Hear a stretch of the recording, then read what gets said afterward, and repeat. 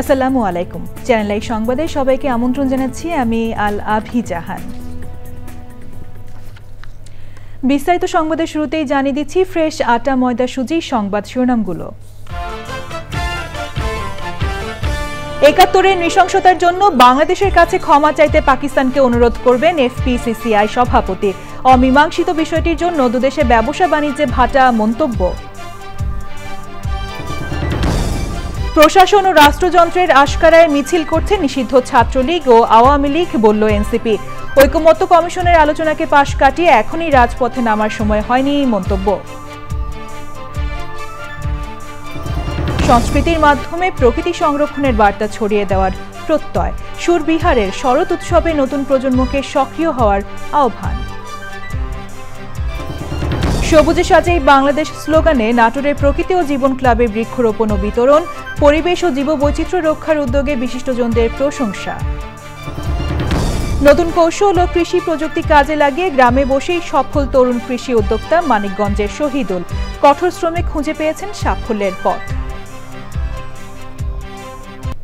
সংবাদ শিরোনামগুলো জানাচ্ছিলাম। এখনকার এই সংবাদ আয়োজন একই সঙ্গে চ্যানেল আই এর ইউটিউব চ্যানেলে এবং চ্যানেল আই এর ওটিটি প্ল্যাটফর্ম আইস্ক্রিনে লাইভ স্ট্রিম হচ্ছে। এবার বিস্তারিত। ৭১-এর নৃশংসতার জন্য বাংলাদেশের কাছে ক্ষমা চাইতে পাকিস্তান সরকারকে অনুরোধ করবেন দেশটির ব্যবসায়ীদের শীর্ষ সংগঠন এফপিসিসিআই এর সভাপতি আতিফ ইকরাম শেখ। সার্ক চেম্বারের আয়োজনে মেলায় অংশ নিতে ঢাকায় এসে কয়েকটি গণমাধ্যমের সঙ্গে কথা বলেছেন তিনি। অমীমাংসিত এই বিষয়টির জন্য দুদেশের ব্যবসা বাণিজ্য গতি পাচ্ছে না স্বীকার করে শুল্ক বাধা দূর করা এবং সরাসরি বিমান চালুর ওপর জোর দেন তিনি। রিজওয়ানিয়াজের রিপোর্ট। সাউথ এশিয়া ট্রেড ফেয়ারে অংশ নিতে ঢাকায় এসেছেন দক্ষিণ এশিয়ার কয়েকটি দেশের ব্যবসায়ীরা। সাইডলাইনে বিভিন্ন অ্যাসোসিয়েশন এবং চেম্বার সদস্যদের সঙ্গে দ্বিপাক্ষিক বৈঠক করছেন তারা। বনানীর একটি হোটেলে ভোগ্যপণ্য আমদানিকারক এবং ইন্টারন্যাশনাল হোটেল অ্যাসোসিয়েশনের নেতাদের সঙ্গে বাণিজ্য বৃদ্ধি নিয়ে মতবিনিময় করেন Pakistan chamber of commerce and industry FPCCI সদস্যরা। এর আগে বিএনপির স্থায়ী কমিটির সদস্য এবং সাবেক বাণিজ্যমন্ত্রী আমির খসরু মাহমুদ চৌধুরীর সঙ্গে সৌজন্য সাক্ষাৎ করেন প্রতিনিধি দল।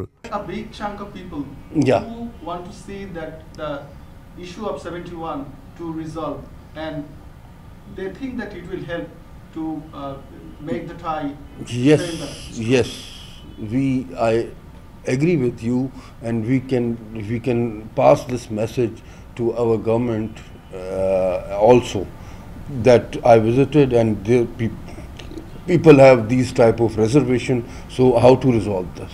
What was done in the past, so we can convince and we can cover this, and we can support the people of Bangladesh to resolve that issue, and we should go forward for the trade. চাল, ভোজ্য তেল, পোশাক, pink salt সহ নানা পণ্য বাংলাদেশে রপ্তানি করতে চান পাকিস্তানিরা।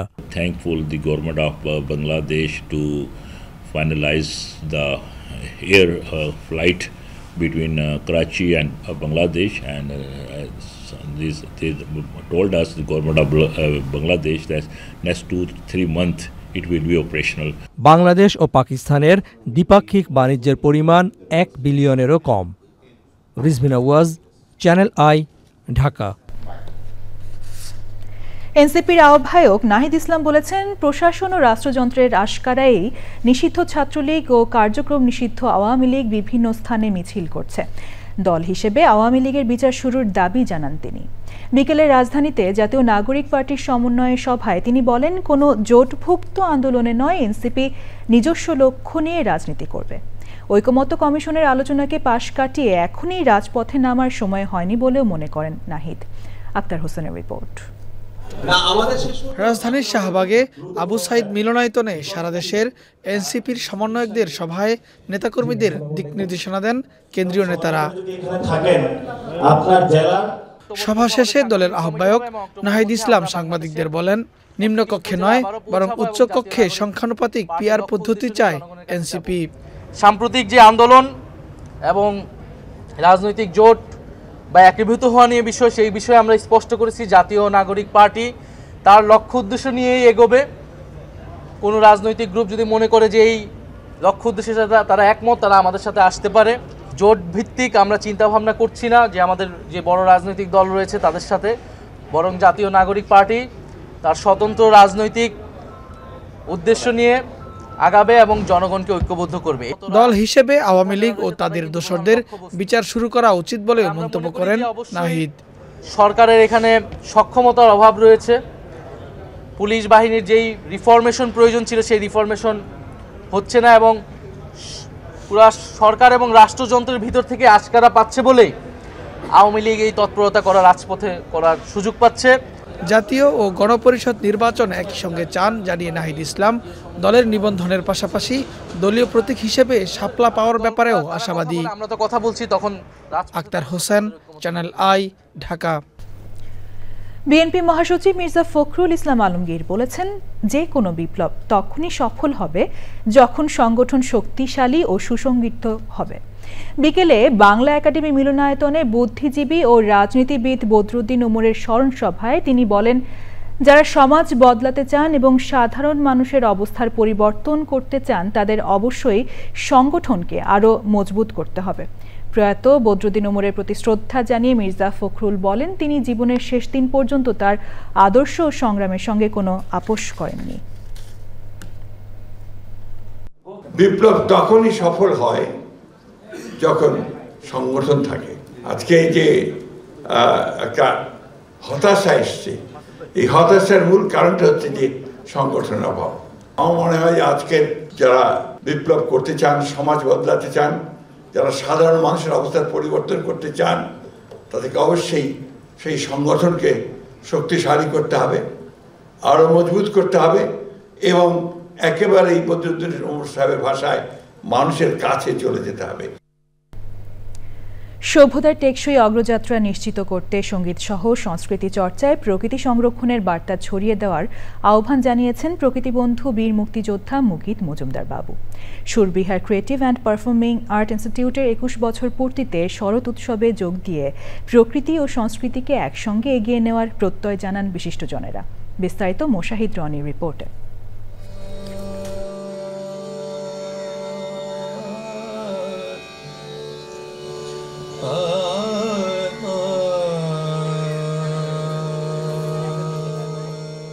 আবহমান বাংলার সুর, সঙ্গীত আর সাহিত্যের অন্যতম প্রধান উপজীব্য প্রকৃতি। প্রকৃতিতে যখন শরৎ বন্দনা, সুরবিহারের তখন ২১ বছর পূর্তি।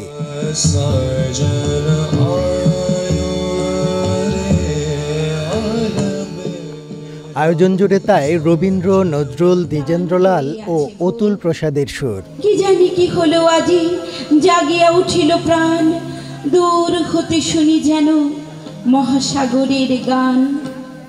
বাংলা একাডেমির ভাষা শহীদ মুক্তমঞ্চে এই আয়োজন সংস্কৃতি ও প্রকৃতির মেলবন্ধনে শিক্ষার্থীদের অনুপ্রেরণা যোগাবে বলে আশা আয়োজকদের।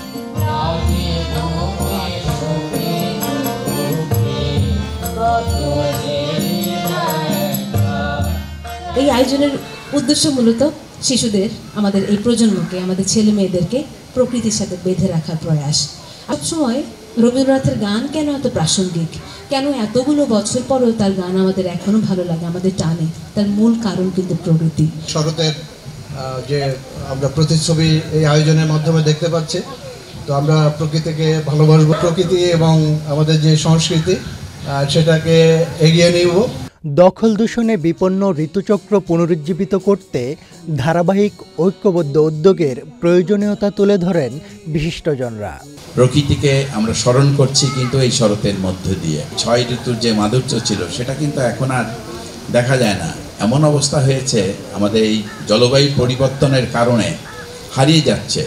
শরৎ কিন্তু আমাদের জীবনে একটা স্নিগ্ধ পরশ বইয়ে দেয়। আমাদের এই যে নতুন প্রজন্ম, তারা কিন্তু সত্যি বুঝবে যে আসলে আমাদের ঋতুর যে মাধুর্য, ঋতুর যে সৌন্দর্য, সেটা কিন্তু তাদের বোঝাতে হলে কিন্তু প্রকৃতির মাঝে আনতে হবে। তো যাই হোক, এই ২১ বছর হয়ে গেল সুরবিহারে, সেটাও একটা বিরাট ব্যাপার।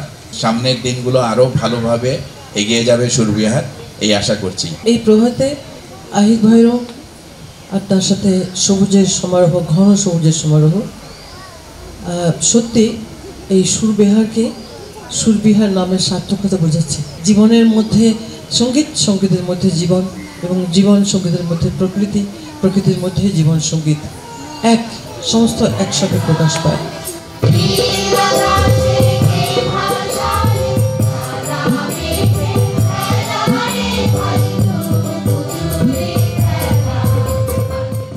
রোজকার ব্যস্ত নাগরিক কর্মকাণ্ডের নাগপাশ কাটিয়ে সবুজের আবেশে আবৃত্তি, গান ও নৃত্যময় দিন বার্তা দেয় প্রকৃতি সংরক্ষণেই সমৃদ্ধ হবে নিজস্ব সংস্কৃতি।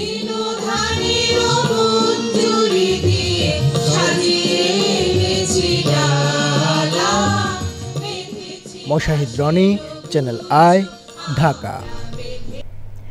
সবুজে সাজাই বাংলাদেশ স্লোগানে সমৃদ্ধ পরিবেশ গড়তে নাটোরে বৃক্ষরোপণ করেছে প্রকৃতি ও জীবন ক্লাব।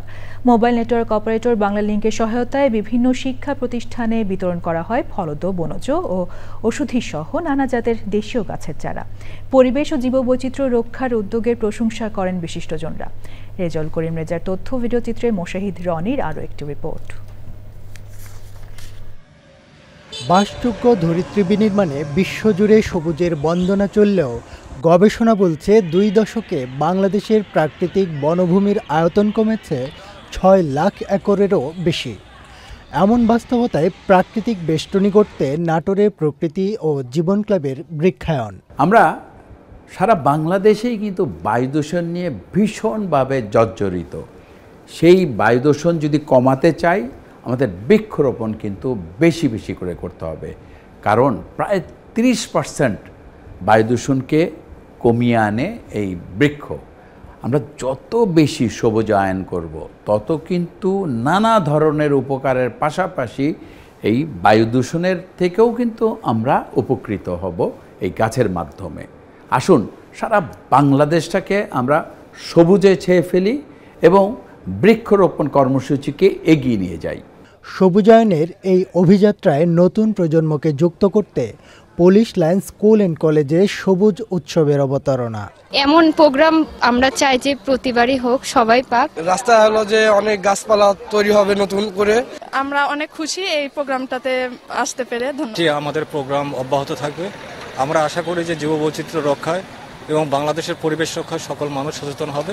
বাংলাদেশ একটি সুন্দর প্রকৃতি বান্ধব দেশ এবং শিক্ষার্থীরা প্রকৃতি ভালোবেসে যেন বেড়ে উঠতে পারে, এই প্রত্যাশা আজকের দিনে। আমরা মানুষের মধ্যে আগ্রহ সৃষ্টির জন্য এই কর্মকাণ্ড পরিচালনা করব। এমন উদ্যোগ সবাইকে প্রকৃতি রক্ষায় দায়িত্বশীল করবে প্রত্যাশা সুধীজনদের। ধরনের উদ্যোগের ফলে বাংলাদেশের জীববৈচিত্র্যময় রক্ষার ক্ষেত্রে প্রকৃতি জীবন ক্লাব গুরুত্বপূর্ণ ভূমিকা পালন করবে। যদি প্রকৃতির উপর আমরা নির্ভরশীলতা বৃদ্ধি করতে চাই, তাহলে গাছের কোনো বিকল্প নাই। আমরা বৃক্ষরোপণের মাধ্যমে সুন্দর পৃথিবীর যে স্বপ্ন দেখি, আমরা যে সুন্দরভাবে বাঁচতে চাই, সেটা এখানেই সম্ভব। নিরাপদ ভবিষ্যৎ নিশ্চিতে শুধু সবুজায়নই শেষ নয়, পাশাপাশি প্রয়োজন পরিবেশ বান্ধব প্রযুক্তি ও টেকসই অভিযাত্রা। Moshahid Roni, channel I. মানিকগঞ্জের বরুন্ডি গ্রামের তরুণ কৃষক শহীদুল ইসলাম কৃষিকে ঘিরে গড়ে তুলেছেন নিজের কর্মজীবন। নিজের পাশাপাশি তিনি কর্মসংস্থান তৈরি করেছেন গ্রামের আরও অনেক মানুষের জন্য। নতুন কৌশল আর কৃষি প্রযুক্তি কাজে লাগিয়ে তিনি হয়েছেন এক সফল কৃষি উদ্যোক্তা। বিস্তারিত শাইখ সিরাজের রিপোর্টে। মানিকগঞ্জ সদরের কালীগঙ্গা নদীর তীর ঘেঁষে সবুজ শ্যামল এক গ্রাম বরুন্ডি। এই গ্রামের তরুণ শহীদুল ইসলাম পারিবারিক নানা সংকটে পড়াশোনা শেষ করতে না পারলেও থেমে যাননি। প্রবল ইচ্ছাশক্তি আর পরিশ্রমে খুঁজে পেয়েছেন কৃষিকে কেন্দ্র করে জীবনের সাফল্যের পথ। সবে মাত্র মাথায় উঠেও নাই, ওই যে লাউ, হ্যাঁ, এই যে অসংখ্য লাউ চলে আসছে অলরেডি, এক একটা গাছে 8টা-10টা করে চলে আসছে। এই পদ্ধতিতে করলে স্যার এক একটা গাছে প্রায় 40টার মতো হারভেস্ট করতে পারবে। আমাদের মতো এরকম হাজার হাজার উদ্যোক্তা হয়তো অগোচরে আপনি তৈরি করছেন, যেটা আপনি নিজেও জানেন না। এখন তার কৃষি কার্যক্রম বিস্তৃত হয়েছে প্রায় 15 বিঘা জমিতে। লাউ, করলা সহ মৌসুমী নানা সবজি চাষ করছেন বাজারের চাহিদা মাথায় রেখে। এটা হচ্ছে আপনার আগাম টমেটোর চারা রোপণ করতেছি। গতবার স্যার আমি 130 টাকা থেকে শুরু করে 35 টাকা শেষ করছি। আর যারা সিজনাল করছে ওরা 35 টাকা এক সপ্তাহ বাজার পেয়েছিল, তারপরে 5 টাকা কেজি। নিজস্ব কৌশলে মালচিং পেপার ছিদ্র করার সময় এবং ব্যয় সাশ্রয়ী নতুন পদ্ধতি আবিষ্কার করেছেন এই তরুণ। মালচিং কাটার সময় একটা বেশ লেবার সময় সাপেক্ষ, সময় সাপেক্ষ। জি, এই জন্য নিজেই আর কি এইটা আবিষ্কার করছি। বাজারে কোন সময় কোন সবজির দামটা থাকে, যার কারণে হচ্ছে এই করলাটা বাজারটা সারা বছরই ভালো থাকে। এই জন্য স্যার আমার প্রজেক্টে সারা বছরই একদম জানুয়ারির 31 থেকে সেপ্টেম্বর যখন দাম বেশি থাকে তখন ব্যাপক আকারে থাকে। প্রাতিষ্ঠানিক পড়াশোনা শেষ করতে না পারলেও যত্ন, প্রেম, পরিশ্রম আর ভালোবাসা দিয়ে কৃষিকাজে নিজের সব কিছু বিনিয়োগ করেছেন। এতে করে নিজে যেমন সফল হয়েছেন, স্থানীয় তরুণ অনেক উদ্যোক্তাকে, অনেক বেকার তরুণকে সে কৃষিকাজে নিয়োগ হওয়ার জন্য প্রেরণা জুগিয়েছে। মানিকগঞ্জের বরুণীর শহীদুল ইসলামের জমিন থেকে শাইখ সিরাজ, চ্যানেল আই। এ নিয়ে বিস্তারিত প্রতিবেদন দেখুন আজ রাত ৯টার সংবাদের পর হৃদয় মাটি ও মানুষ অনুষ্ঠানে। বিরতির পর আবারও আমন্ত্রণ জানাচ্ছি। ঢাকেশ্বরী মন্দির পরিদর্শন করেছেন বিএনপির জাতীয় নির্বাহী কমিটির সদস্য হামিদুর রহমান হামিদ। এ সময় মন্দির কমিটির সভাপতি এবং কর্মকর্তাদের সাথে আসন্ন দুর্গাপূজা সুষ্ঠুভাবে পরিচালনার জন্য সব ধরনের সহযোগিতার আশ্বাস দেন তিনি। মন্দিরের পরিবেশ সুন্দর করতে বৃক্ষরোপণ করেন এবং মন্দিরে আসা সব দর্শনার্থীদের ছাদ বাগান করার জন্য ফুল, ফল ও ভেষজ ওষুধের বীজ উপহার দেন।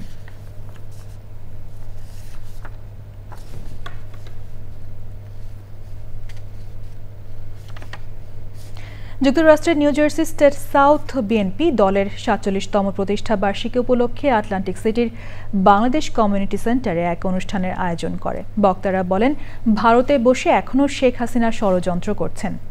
এ সময় নিউ জার্সি স্টেট সাউথ বিএনপির সভাপতি সৈয়দ মোহাম্মদ কাউসারের সভাপতিত্বে অনুষ্ঠানের প্রধান অতিথি হিসেবে ভার্চুয়ালি অংশ নেন কেন্দ্রীয় বিএনপির আন্তর্জাতিক সম্পাদক আনোয়ার হোসেন খোকন। আরও ছিলেন কেন্দ্রীয় বিএনপির নির্বাহী কমিটি সদস্য আব্দুল লতিফ সম্রাট, নিউ জার্সি স্টেট সাউথ বিএনপির সাধারণ সম্পাদক মোহাম্মদ মোখলেসুর রহমান বাবুল, সাংগঠনিক সম্পাদক মোহাম্মদ শাখাউত হোসেন ও অন্যরা। পরিচিতি, আড্ডা, গান ও স্মৃতিচারণে পুনর্মিলনী অনুষ্ঠান করেছে বাংলাদেশ প্রকৌশল ও প্রযুক্তি বিশ্ববিদ্যালয় বুয়েটের শিল্প ও উৎপাদন প্রকৌশল বিভাগ IPE alumni. Banani BUET graduate ক্লাবে অনুষ্ঠানে ব্যক্তিগতভাবে এবং ভার্চুয়ালি বাংলাদেশ এবং দেশের বাইরের ২০০ জনেরও বেশি বুয়েটিয়ান উপস্থিত ছিলেন। অনুষ্ঠান পরিচালনা করেন পুনর্মিলনী অনুষ্ঠানের আহ্বায়ক ইঞ্জিনিয়ার এম নজরুল ইসলাম।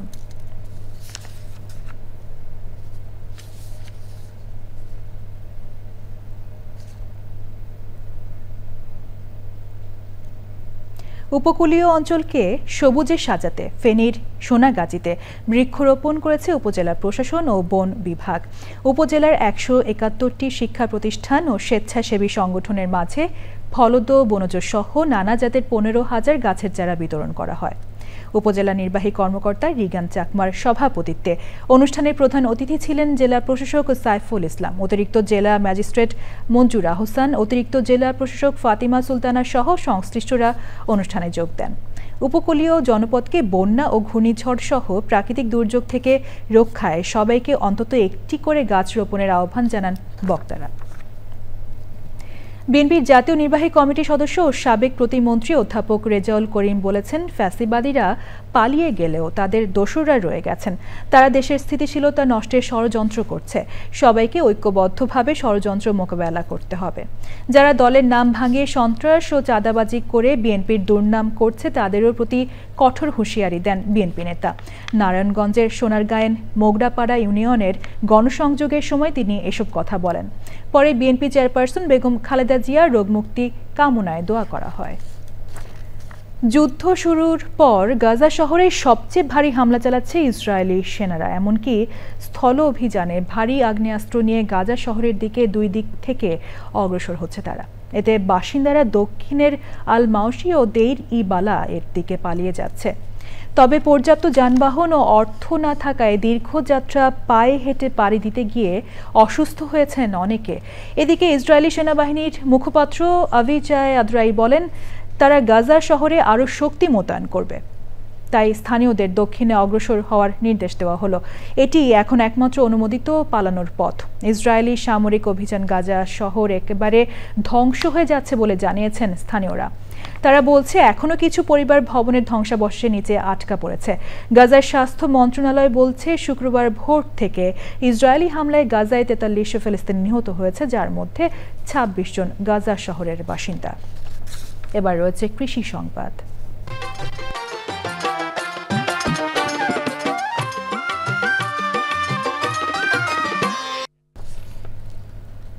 লাভজনক হওয়ায় ঝালকাঠিতে জনপ্রিয় হয়ে উঠেছে আমড়া চাষ। জেলার বিভিন্ন হাটে প্রতিদিন বিক্রি হচ্ছে লাখ টাকার আমড়া। নৌ ও সড়ক পথে সারা দেশে সরবরাহ হচ্ছে এই আমড়া। ঝালকাঠি থেকে মানিক রায়ের তথ্য ভিডিওচিত্রে আল মুকসিদের রিপোর্ট। সারা দেশে প্রচুর চাহিদা থাকায় ও লাভজনক হওয়ায় ঝালকাঠিতে দিন দিন বাড়ছে সুস্বাদু ও পুষ্টিকর ফল আমড়ার আবাদ। আমড়ার মৌসুমে জেলার বিভিন্ন হাটে রমরমা বেচাকেনা চলছে। প্রতিকূল আবহাওয়ার কারণে এবছর প্রত্যাশিত ফলন না হলেও ভালো দাম পেয়ে খুশি চাষিরা। এখানে আমড়ায় কোনো কীটনাশক বা ফরমালিন ব্যবহার করা হয় না। 100-র মতো গাছ আছে এবং যে গাছগুলো মোটামুটি ফসল ধরছে। অন্য ফসলের চেয়ে এতে খরচা কম হয় আর দাম পাওয়া যায় ভালো। জেলায় ছোট বড় সব হাটেই কম বেশি আমড়া কেনাবেচা হচ্ছে বলে জানান আড়তদার। বিগত বছরের চেয়ে এই বছরে গাছের ফলন কম হওয়ার কারণে ফলের সাইজ ভালো, এই কারণে একটু বাজারটা গেল বিগত দিনের চেয়ে এই বছরে একটু বাজারটা ভালো। প্রতি বছর এখানে আমরা কিনি, এবছর আমরা ফলন কম হয়েছে এবং দাম ভালো আছে। এই অঞ্চলে আবহাওয়া ও মাটি আমড়া চাষের জন্য উপযোগী হওয়ায় কৃষকদের মধ্যে আগ্রহ বাড়ছে বলে জানান কৃষি বিভাগ। মাটি এবং আবহাওয়া উপযোগী হয় আমাদের কৃষক ভাইরা এবং অনেক যুবক ভাইরা এই আমড়া চাষে ঝুঁকছে এবং এটি একটি বাণিজ্যিক ফসলও ইতিমধ্যে হয়েছে। চলতি মৌসুমে ঝালকাঠিতে 602 হেক্টর জমিতে আমড়ার আবাদ হয়েছে, যা থেকে 4578 মেট্রিক টন ফলন পাওয়া যাবে বলে আশা করছে জেলা কৃষি বিভাগ। আল মুকসিদ, চ্যানেল আই। এবার রয়েছে প্রকৃতি সংবাদ।